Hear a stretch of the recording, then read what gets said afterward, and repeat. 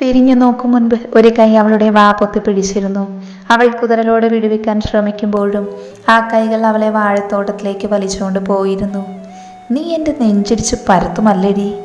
കാതോരം കേട്ട് സ്വരത്തിൽ ആശ പിടപ്പോടെ ആ കണ്ണുകളിലേക്ക് നോക്കി. വിച്ചു അവളെ നെഞ്ചോരം ചേർത്ത് പിടിച്ചിരിക്കുകയാണ്. ഞാനേ നോക്കി മാത്രമല്ല ഗർഭം ഉണ്ടാക്കുക, കേട്ടോടി ഉണ്ടക്കണ്ണി. വിച്ചു അവളുടെ ഇടുപ്പിലൂടെ ചുറ്റി വരിഞ്ഞ് അവളുടെ ചുണ്ടിന് കുറുകെ വെച്ച കൈ പതിയെ മാറ്റിയതും അവൻ്റെ നെഞ്ചിനിട്ട് ആശ ഒറ്റൊരു തള്ള്. തെമ്മാടി താൻ തോന്നി. ആശ വീറോടെ പെറുപിറുത്തു. ആരോടി തെമ്മാടി? ആരാണെന്ന്? വിച്ചു അവളെ വലിച്ചടിപ്പിച്ച് ആ ചുണ്ടിന് കുറുകെ ചുണ്ടടിപ്പിച്ചു. ആശ ഞെട്ടി വിറച്ചുപോയി. വിച്ചു ഒന്നുകൂടെ മുൻപോട്ട് നിന്നാൽ ഇരു ചുണ്ടുകളും ചേരും. അത്രയെടുത്താണവൻ. തെമ്മാടിയാണോ ഞാൻ? ആണോന്ന്?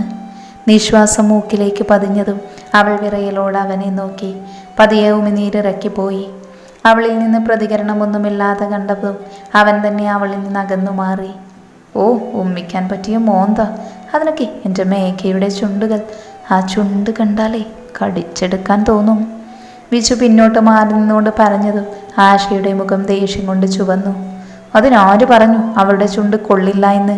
നിങ്ങൾക്ക് അവൾ ഉമ്മ കൊടുക്കുകയോ കെട്ടിപ്പിടിക്കുകയോ എന്തു വേണമെങ്കിലും ചെയ്യ്, അതിനെനിക്കെന്താ? അവൻ്റെ കൈ ബലമായി തട്ടിമാറ്റി വാഴക്കാട്ടിൽ നിന്ന് പുറത്തേക്ക് നടന്നു. വിച്ചുവും മുണ്ട് മടക്കി കുത്തി അവൾക്ക് പിന്നാലെ. അപ്പോൾ നിനക്കൊന്നുമില്ല? വിച്ചു പിന്നിൽ നിന്ന് ഉറക്കെ ചോദിച്ചു. എനിക്കൊരു ചുക്കുമില്ല. എൻ്റെ പിന്നാലെ നടക്കുന്നത് കുറയുമല്ലോ. അവർ തിരിഞ്ഞൊന്ന് നോക്കി പുച്ഛിച്ചു. വിച്ചു അത് കേട്ടതും അവൾക്കൊപ്പം നടന്നു. അപ്പം ഞാൻ പിന്നാലെ വരുന്നത് അത്രയ്ക്ക് ശല്യാണോ? അവൻ്റെ ശബ്ദം ചെറുതായിട്ട് മാറിയിട്ടുണ്ട്. ആ പറഞ്ഞത് നന്നായി കൊണ്ടുവന്ന ആശയ്ക്ക് മനസ്സിലായി. അവൾ മനസ്സിൽ ഊറി ചിരിച്ചു. തീർച്ചയായും വല്ലാത്ത ശല്യമാണ്. അവൾ തൻ്റെ കയ്യിലെ ചിലങ്കയിൽ പതിയെ താളം പിടിച്ചു. ഏതായാലും നീ കാര്യമായി പറഞ്ഞതല്ലേ, നന്നാവാമല്ലേ? മേഘയെ കല്യാണം കഴിച്ച് ഞാൻ നന്നാവാൻ തീരുമാനിച്ചു. വിച്ചു വലിയ തീരുമാനമെടുത്ത പോലെ അവളെ നോക്കിക്കൊണ്ട് പറഞ്ഞു. ആശയ്ക്ക് ചിരി വന്നുപോയി. അവളത് മറച്ചു വെച്ചവനെ നോക്കി. നല്ല കാര്യം, ആശ തിരിച്ചു മറുപടി കൊടുത്തു. വിച്ചു അവിടെ നിന്നു. ആശ അത് വകവയ്ക്കാതെ മുന്നോട്ട് നടന്നു. എനിക്കെൻ്റെ വിച്ചുവേട്ടനില്ലാതെ പറ്റില്ല എന്ന് നിന്നെക്കൊണ്ട് ഞാൻ പറയിപ്പിക്കും മോളെ. അവളുടെ പോക്ക് കാണി മനസ്സിൽ ചിരിച്ചുകൊണ്ട് വിച്ചു തിരിഞ്ഞു നടന്നു. ആശയുടെ ചുണ്ടിലും ചെറുപുഞ്ചിരി ഉണ്ടായിരുന്നു. കുളി കഴിഞ്ഞല്ലി വന്നു നോക്കുമ്പോൾ മനുവിനെ എവിടെയും കാണുന്നില്ല. അവൾ മുടി ചുറ്റിവെച്ച് നേരെ അമ്മയുടെ അടുത്തേക്ക് ചെന്നു. മനുവേട്ടൻ എവിടെ അമ്മേ? മാളൂട്ടിയെയും കാണുന്നില്ലല്ലോ. അല്ലി സംശയത്തോടെ അമ്മയെ നോക്കി. ഓ, അതിൻ്റെ കാര്യമൊന്നും പറയണ്ട. മച്ചിൻ്റെ മുകളിലേക്ക് പോയിട്ടുണ്ട് 2 കൂടെ. ഞാൻ ഒരുപാട് പറഞ്ഞു അവിടെ മുഴുവൻ പൊടിയാണെന്ന്. കേൾക്കണ്ടേ അച്ഛനും മോളും? അമ്മ തലയിൽ കൈവച്ചുകൊണ്ട് പറഞ്ഞതും അല്ലേ വരെ ഞാനിത് ശരിയാക്കുമെന്ന മട്ടിൽ തിരിഞ്ഞ് മച്ചിൻ്റെ മുകളിലേക്ക് നടന്നു. ഹാളിൽ നിന്ന് ഒരു മൂളിക്കാൾ മുകളിലേക്ക് കയറി പോകാനുള്ള കോണിപ്പടി ഉള്ളത്. അത് പകുതിയും ചിതലരിച്ചാണ്. അതിനകത്ത് അങ്ങനെ കാര്യമായൊന്നും വെക്കാറില്ല. ഉപയോഗിക്കാതെ എന്തെങ്കിലും വെച്ചാലായി. പണ്ടവിടെ കിടന്നിരുന്നതാണ്. ഇപ്പം ആരും കിടക്കാറുമില്ല. അല്ലി തന്നെ അവിടേക്ക് കയറിയിട്ട് വർഷങ്ങളാവുന്നു. അവൾ ശ്രദ്ധയോടെ ഓരോ പടികളും കയറി ചെല്ലുമ്പോൾ കാണുന്നത് ഒരു പഴയ പൊടി പിടിച്ച മേശക്കരികിൽ നിന്ന് അതിൻ്റെ മുകളിലെ ഒരു കൂന പുസ്തകങ്ങൾ നോക്കുന്ന മനുവിനെയാണ്. മാളൂട്ടിയും അവിടെ കിടക്കുന്ന ഓരോ സാധനങ്ങൾ നോക്കുന്ന തിരക്കിലാണ്. പൊടി മൂക്കിൽ കയറാതിരിക്കാനായി 2 പേരും ടവൽ കൊണ്ട് മൂക്ക് മറച്ചിട്ടുണ്ട്. അവളുടെ കണ്ണുകൾ പിടപ്പോടെ ആ പൊടി നിറഞ്ഞ പുസ്തകക്കൂനയിലേക്ക് നീണ്ടു. കറുത്ത പുറം ചട്ടയിൽ വെളുത്ത പീലിയാൽ വെയിൽ മറന്ന വഴികൾ എന്നെഴുതിയ പുസ്തകം കാണെ അവളുടെ കണ്ണുകൾ എന്തുകൊണ്ടോ നിറഞ്ഞു വന്നു. അവൾ ഉയർന്നു വരുന്ന ഹൃദയമിടിപ്പോടെ അവൻ്റെ അരികിലേക്ക് നടന്നു ചെന്നു. ഇവിടെ എന്തു ചെയ്യാം മനുവേട്ടാ നിങ്ങൾ? അവൾ കുറച്ച് ദേഷ്യത്തിൽ തന്നെയാണ് ചോദിച്ചത്. മനു തിരിഞ്ഞു നോക്കി. ഞാൻ ഈ പുസ്തകങ്ങൾ നോക്കുകയായിരുന്നു. എന്ത് ഭംഗിയായിട്ടാണ് ഇതെല്ലാം എഴുതിയിരിക്കുന്നത്. മനു വിടർന്ന കണ്ണുകളോട് അല്ലയെ നോക്കി. അവൾ തെളിച്ചമില്ലാത്ത ചെറുപുഞ്ചിരി തിരികെ നൽകി. ശേഷം അവനോടൊന്നും മിണ്ടാതെ തിരിഞ്ഞു നടന്നു. എന്തോ അതെല്ലാം കാണുമ്പോൾ വല്ലാത്ത വേദനയാണ്. ഒത്തിരി ഇഷ്ടപ്പെട്ട് എഴുതിയ കഥകളാണ്, കവിതകളാണ്. എന്നാൽ ഇന്ന് ആ അല്ലിയിൽ ഒരുപാട് മാറിയിരിക്കുന്നു താന്. അവളൊരു വിങ്ങലോടെ മുറിയിലേക്ക് നടന്നു. നീ പഠിച്ച പണി 18 നോക്കിയിട്ടൊന്നും നടക്കുന്നില്ലല്ലോ ആര്യ. മനുവും അല്ലിയും ഇപ്പോഴും ദേ പഴയപടിയായിരിക്കുന്നു. വലിയ ദിവ്യപ്രേമമായിരുന്നല്ലോ 2 കൂടെ. ഒഴിഞ്ഞ മദ്യക്കുപ്പിയിലേക്ക് വീണ്ടും ഒഴിക്കുന്നതിനിടെ അയാൾ പുച്ഛത്തോടെ അരികിൽ വന്നിരിക്കുന്നവളെ നോക്കി. അവളുടെ മുഖം കറുത്തു പോയിരുന്നു.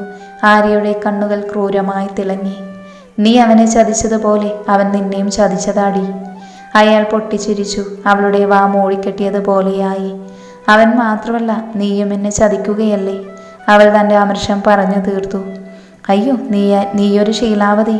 കണ്ണും കൈയും കാണിച്ചെന്നെ വളച്ചിട്ടിപ്പോ പറയുന്നത് കേട്ടില്ലേ? ഞാൻ ചതിച്ചു പോലും. അയാൾ കയ്യിലെ മധ്യ ഗ്ലാസ് അവൾക്ക് നേരെ എറിഞ്ഞു. ആര്യൊന്ന് മാറിയതും അത് തന്നെ ഭിത്തിയിലേക്ക് തട്ടിത്തെറിച്ചുപോയി. ആര്യ നന്നേ ഭയന്നിരുന്നു. പക്ഷെ അത് പുറത്ത് കാണിക്കാതെ അവൾ അവൻ്റെ അടുത്തേക്ക് വശ്യമായി നടന്നെടുത്തു. അയാൾ ഇങ്ങനെയാണ്. ഒരു കണ്ണിൽ ചോരയും ഇല്ലാത്തൊരുവനാണ്. പക്ഷെ ആര്യക്ക് തൻ്റെ ലക്ഷ്യം നടക്കണം എന്നുണ്ടെങ്കിൽ അയാൾ കൂടെ ഉണ്ടായാലേ പറ്റുള്ളൂ. പതിയെ ചെന്ന് ആ തോളിൽ പതിയെ പിടിച്ചതും അയാൾ ആ മുഖം അവളുടെ മാറിലേക്ക് അമർത്തി. അവളൊന്ന് ഏങ്ങിപ്പോയി. എന്തൊക്കെ പറഞ്ഞാലും നീ ഒരു വല്ലാത്ത സാധനം തന്നെ. അയാൾ ആ നെഞ്ചിലേക്ക് ആഞ്ഞു ശ്വസിക്കുന്നതിനോടൊപ്പം അവളെ വാരിയെടുത്ത് റൂമിലേക്ക് പോയി.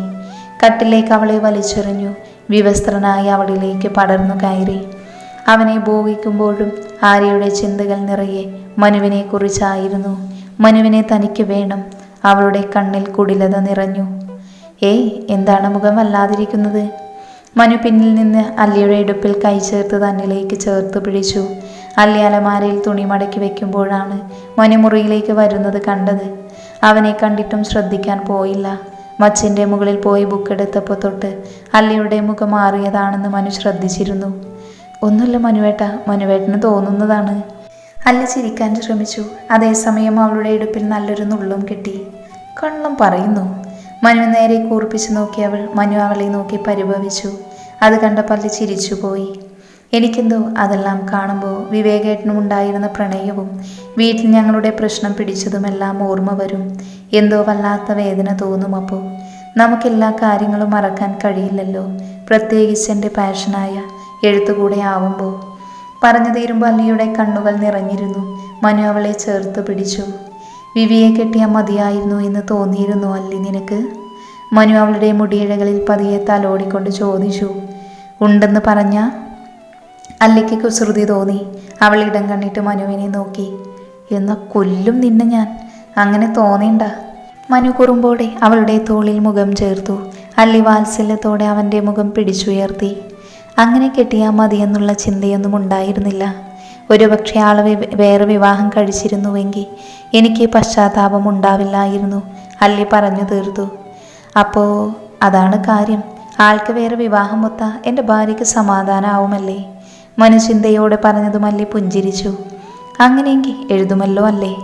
മനു അവളെ നോക്കി. അവൾ അതിന് സമ്മതത്തോടെ തലയാട്ടി. ഓ, ഇനി ഭാര്യയുടെ ആദ്യ കാമുകനെ കൊണ്ട് കെട്ടിക്കുന്ന ജോലിയും ഇനി എനിക്കാണല്ലോ കർത്താവേ. മനു ആരോടുന്നില്ലാതെ ദയനീയതയോടെ പറയുന്നത് കേൾക്കെ അല്ലി പൊട്ടിച്ചിരിച്ചു പോയി. എൻ്റെ മനുവേട്ടൻ ഒന്നും ചെയ്യേണ്ട. അയാൾക്ക് ദൈവം എവിടെയെങ്കിലും ഒരാളെ തലയിൽ വരച്ചു വെച്ചിട്ടുണ്ടെങ്കിൽ അവൾ വരിക തന്നെ ചെയ്യും. അല്ലി മനുവിനെ ഇറുക്കെ കെട്ടിപ്പിടിച്ചു. ആ കവളിൽ അമർത്തി മുത്തിക്കൊണ്ട് പറഞ്ഞതും മനുവിൻ്റെ ചുണ്ടുകളിൽ അവളുടെ കവളി പതിഞ്ഞു. അത്രമേൽ പ്രണയത്തോടെ അവനോട് ചേർന്നിരുന്നു അല്ലി.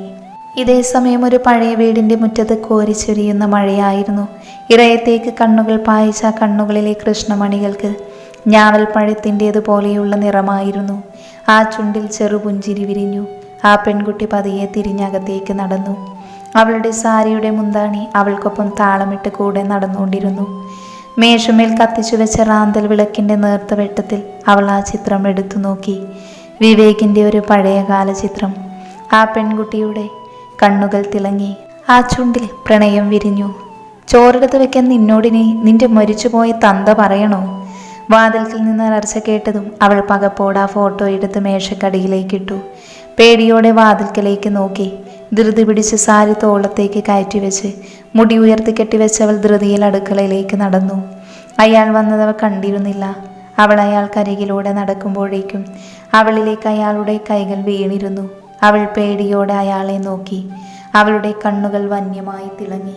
ഞാനിവിടെ ഉണ്ടല്ലോ ജോസഫ്, പിന്നെ നീ എന്തിനാ അവളോട് പറയുന്നത് ചോറ് വിളമ്പി തരാൻ?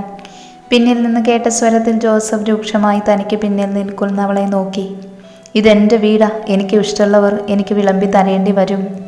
അയാൾ വീറോടെ പറയുമ്പോഴും അവളുടെ കണ്ണുകൾ അയാളുടെ ചുണ്ടിലെയും കഴുത്തിലെയും തിണർത്ത പാടിലേക്ക് നീണ്ടു. അവളിൽ പുച്ഛത്തോടെയുള്ള ചിരിമിന്നി. നോക്കി നിൽക്കാതെ ചോറ് വിളമ്പാൻ നോക്കടി. അയാൾ അടുത്തിരിക്കുന്ന കസേര ചവിട്ടി തെറിപ്പിച്ചുകൊണ്ട് ചാരുവിനോടായി അലറി. അവൾ പേടിച്ചു ചേച്ചിക്ക് പിറകിൽ നിൽക്കുകയാണ്. നീ പോകണ്ട മോളെ.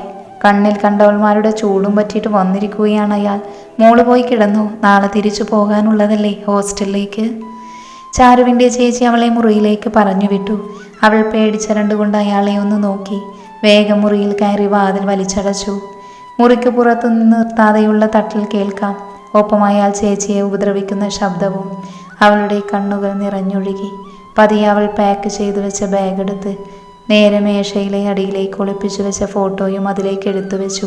പതിയെ ഏങ്ങലോടെ ബെഡിലേക്ക് അമർന്നു. മനു ബെഡിൽ കമിഴ്ന്ന് കിടക്കുമ്പോഴാണ് അല്ലി വന്നവനെ തട്ടി വിളിക്കുന്നത്. അവൻ പതിയെ മൂരി നിവർന്നുകൊണ്ട് കണ്ണത് കൂട്ടിത്തിരുമ്പി എഴുന്നേറ്റു.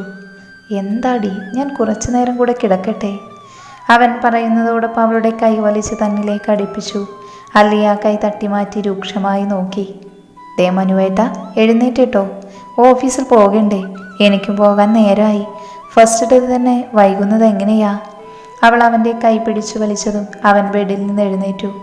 അഴിഞ്ഞുപോയ മുണ്ട് മുറുക്കിയെടുത്തുകൊണ്ട് അവൻ അവളെ നെഞ്ചിലേക്ക് അടുപ്പിച്ചു. വേണ്ടാട്ടോ മനുവേട്ട, അല്ലേലെ മനുഷ്യൻ ഒട്ടും വയ്യ.